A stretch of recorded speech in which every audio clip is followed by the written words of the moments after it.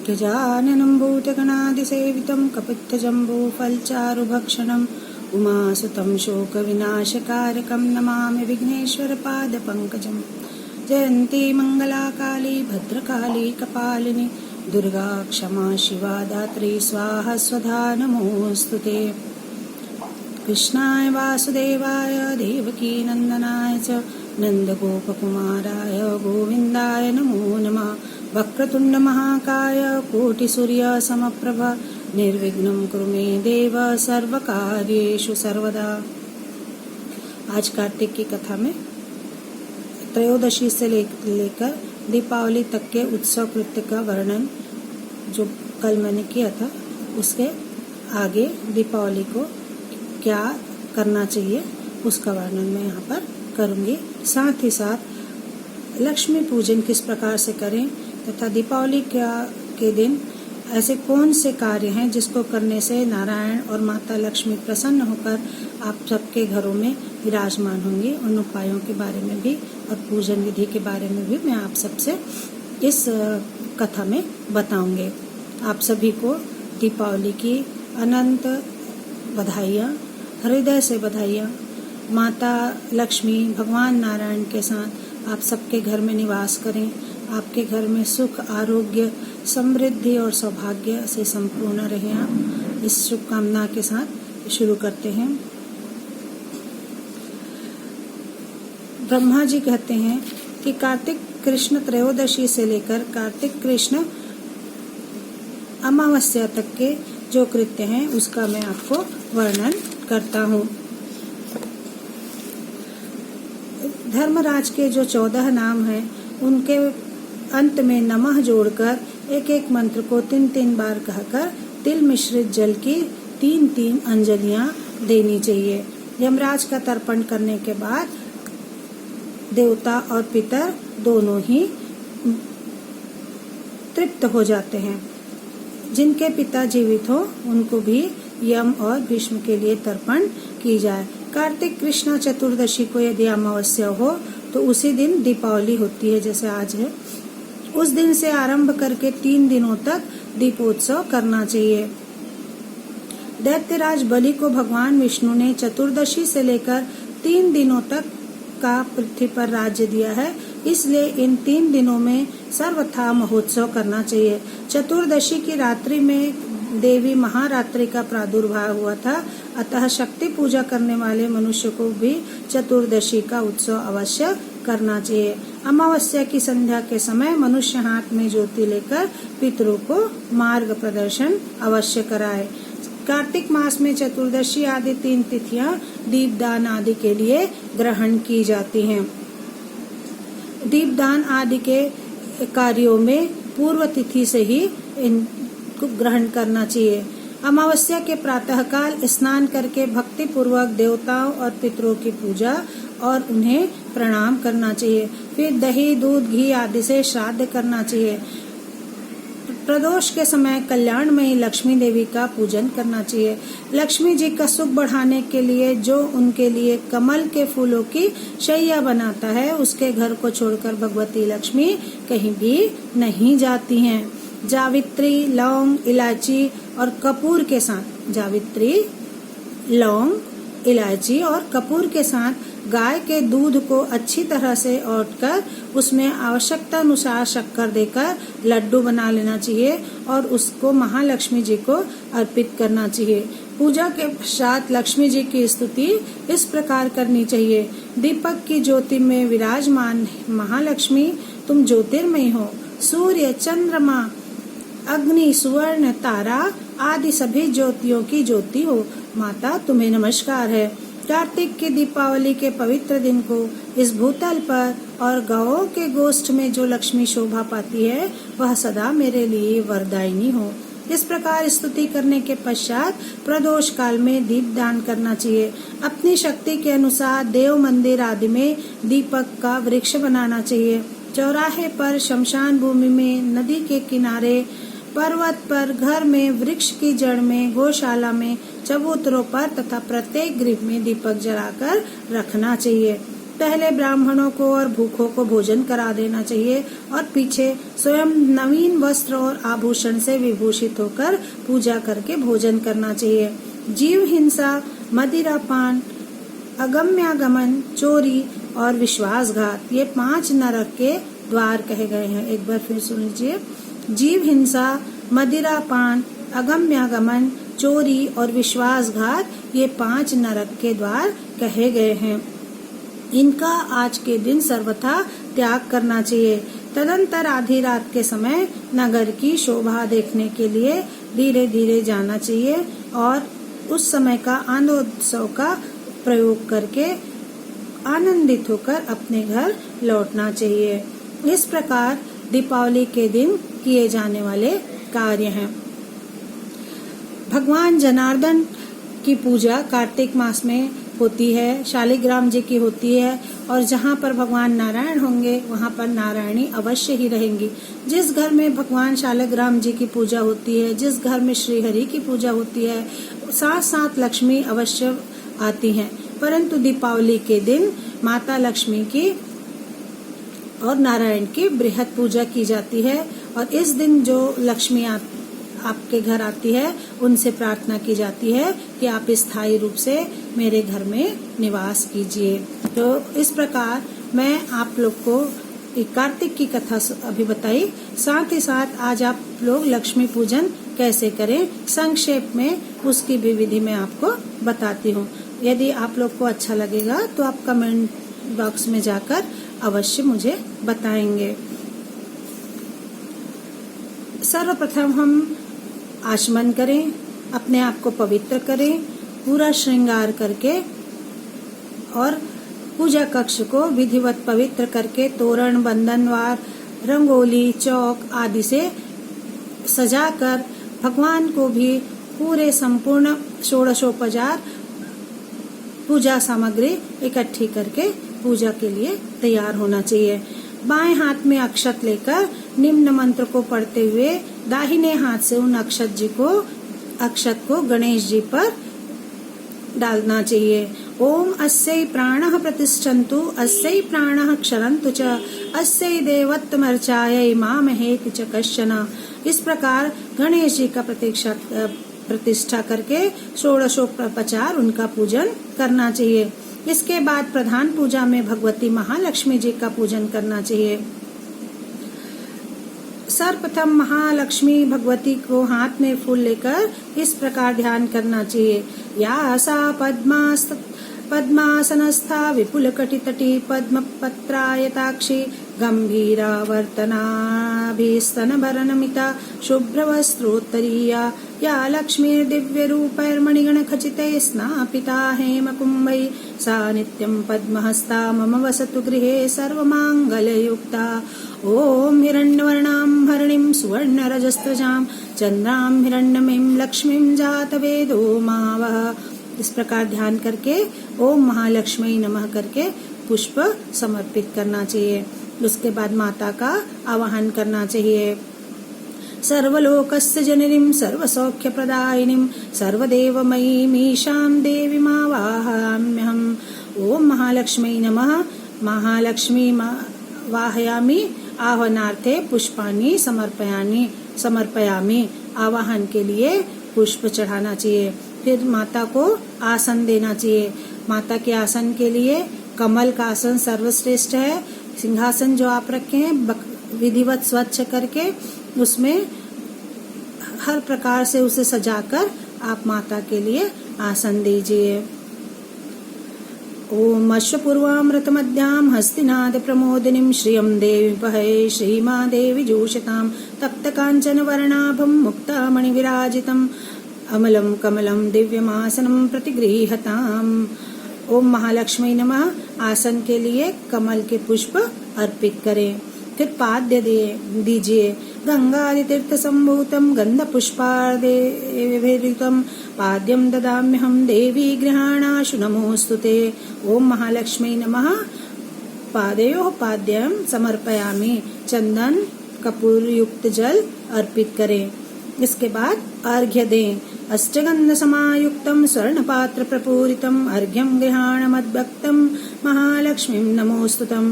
ॐ चन्द्रां प्रभासां यशसा ज्वलन्तीं श्रियं लोके देवजुष्टामुदारां तां पद्मिनीं शरणं प्रपद्ये लक्ष्मीर्मे नश्यतां तां वृणे। ओम महालक्ष्मी नमः। हस्तयोर्घ्य समर्पयामि। अष्टगंध मिश्रित जल को अर्घ्य पात्र से देवी को प्रदान करें। फिर आचमन करें। आदित्य वर्णे तपसोदिजातो वनस्पतिस्तव वृक्षोऽथ बिल्वः तस्य फलानि तपसानुदन्तया अन्तरायाशभाया लक्ष्मीः। ओम महालक्ष्मी नमः। आचमनीयं जलं समर्पयामि। आचमन के लिए जल चढ़ाएं। फिर स्नान। मंदाकिन्या समानीतैर् हेमाम्भोरुहवासिते स्नानं कुरुष्व देवेशि सलिलस्यैव सुगन्धिभिः। ओम महालक्ष्मी नमः। स्नानं समर्पयामि। स्नान के लिए जल अर्पित करें। स्नान के बाद में आचमन के लिए जल समर्पित करें और सभी हर कृत्य के बाद ओम महालक्ष्मी नमः ऐसा उच्चारण करें। फिर दुग्ध स्नान करें। ओम महालक्ष्मी नमः। पय स्नानं समर्पयामि।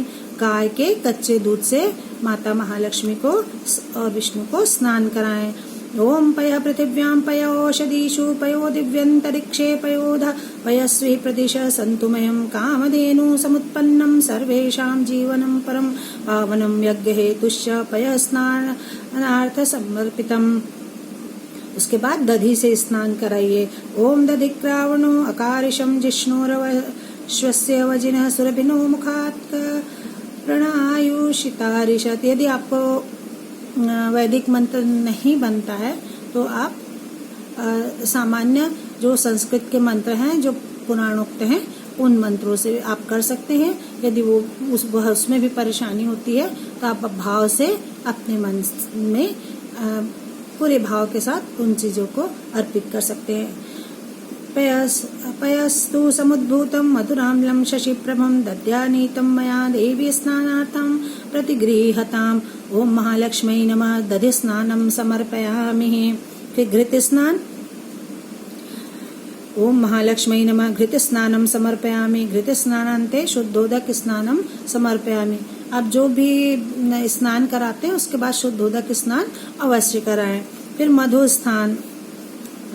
ओम महालक्ष्मी नमः। मधु स्नानं समर्पयामि। फिर मधु स्नानान्ते शुद्धोदक स्नानं समर्पयामि। फिर शर्करा स्नान कराइए। ओम महालक्ष्मी नमः। शर्करा स्नानं समर्पयामि। इक्षुसार समुद्भूता शर्करा पुष्टिकारकः मलापहारिका दिव्या स्नानार्थ प्रतिगृह्यताम्। ओम महालक्ष्मी नमः। शर्करा स्नानं समर्पयामि। शर्करा स्नानान्ते पुनः शुद्धोदक स्नानं समर्पयामि। फिर से शुद्ध जल से स्नान कराइए। फिर पंचामृत स्नान। पयोदधि घृतं चैव मधुशर्करायान्वितं पंचामृतं मया नीत स्नानार्थं प्रतिगृह्यताम्। ओम पंचनद्य सरस्वतीमपि यन्ति शस्त्रोत्तस सरस्वती तु पंचदासो देशे भवतः सरितः। ओम महालक्ष्मी नमः। पंचामृत स्नानं समर्पयामि। पंचामृत स्नान के अंतर्गत शुद्धोदक स्नान कराएं। पंचामृत स्नानान्ते शुद्धोदक स्नानं समर्पयामि। इसके बाद यदि आपको अभिषेक करना हो, अभिषेक करने की इच्छा हो तो शुद्ध जल या दूध से श्री सूक्त का पाठ करते हुए अखंड जलधारा से माता का अभिषेक करें। और यदि मिट्टी की प्रतिमा हो तो वह क्षरित ना हो जाए, इसलिए धातु की मूर्ति या द्रव्य जो आपने सिक्का मूर्ति वगैरह खरीदा है उस पर अभिषेक कर सकते हैं। गंधोदक स्नान। मलयाचल संभूतं चंदनागरु संभवं चंदनं देवदेवेशी स्नानार्थं प्रतिगृह्यताम्। ओम महालक्ष्मी नमः। गंधोदक स्नानं समर्पयामि। चंदन मिश्रित जल से स्नान कराएं। फिर शुद्धोदक स्नानं समर्पयामि। फिर ओम महालक्ष्मी नमः करके आचमन करिए। फिर वस्त्र दिव्यांबरं नूतनं हि क्षौमं ततिमनोहरं दीयमानं मया देवी गृहाण जगदम्बिके। ओम महालक्ष्मी नमः। वस्त्रं समर्पयामि। आचमनीयं जलं समर्पयामि। वस्त्र अर्पित कीजिए, वस्त्र पहनाइए। उसके बाद उपवस्त्र। कंचुकीमुपवस्त्रं च नानारत्नैः समन्वितं गृहाण त्वं मया दत्तं मंगले जगदीश्वरी। ओम महालक्ष्मी नमः। उपवस्त्रं समर्पयामि। आचमनीयं जलं च समर्पयामि। कंचुकी आदि उपवस्त्र चढ़ाएं।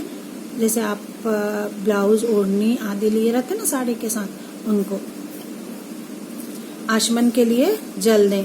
फिर मधुपर्क, कास्ये कास्येन पिहितो दधिमध्वाज्य संयुतम मधुपर्को मया नीतः पूजार्थ प्रतिगृह्यताम।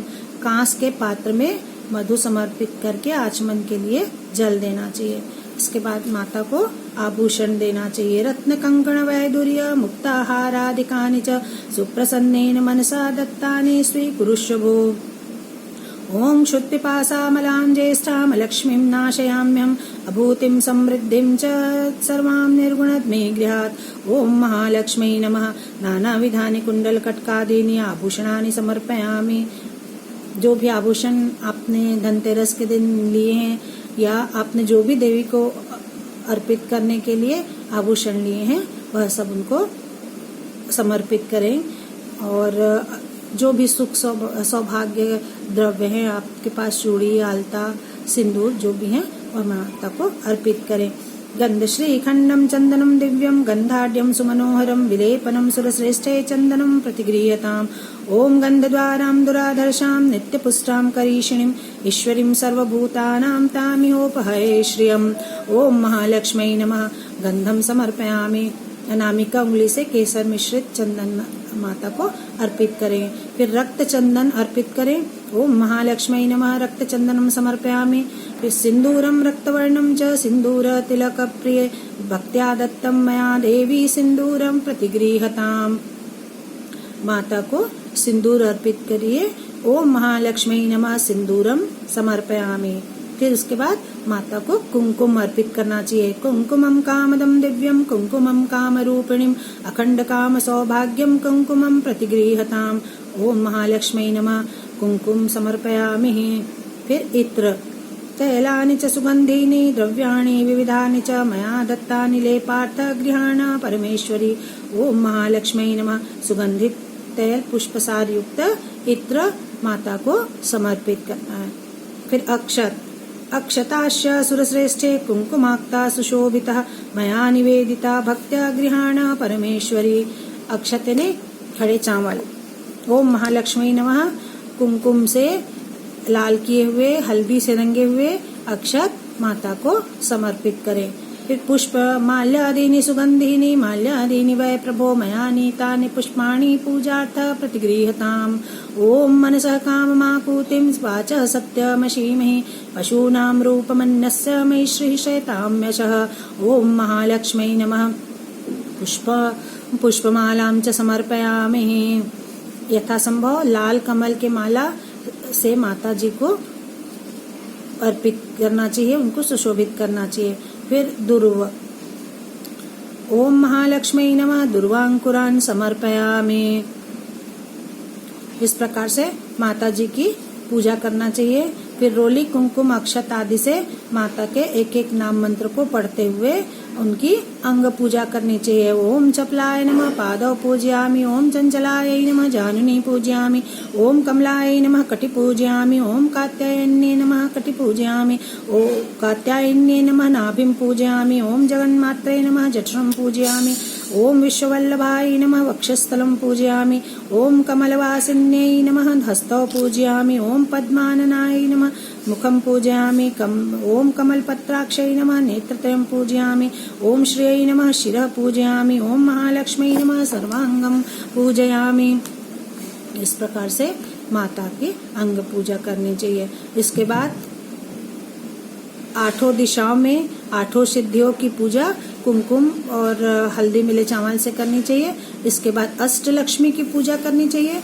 अष्टलक्ष्मी की पूजा के बाद माता को धूप दिखाना चाहिए। वनस्पति रसोद्भूतो गंधाढ्यः सुमनोहर आग्रेयः सर्वदेवानां धूपोऽयं प्रतिगृह्यताम्।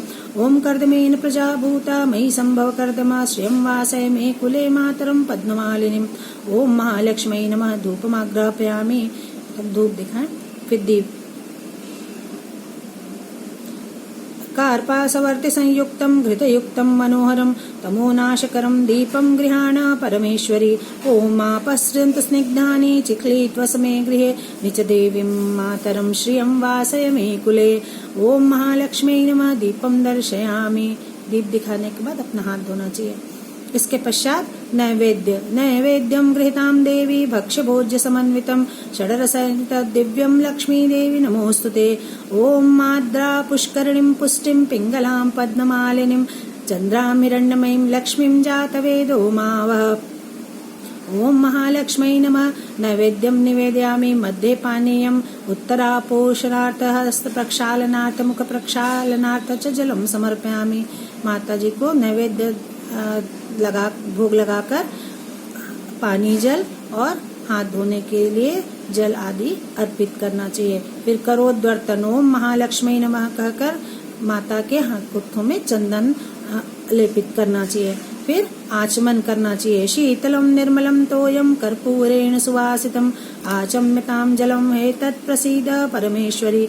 ओम महालक्ष्मी नमः। आचमनीयम जलम समर्पयामि। उसके बाद ऋतु फल लेना चाहिए।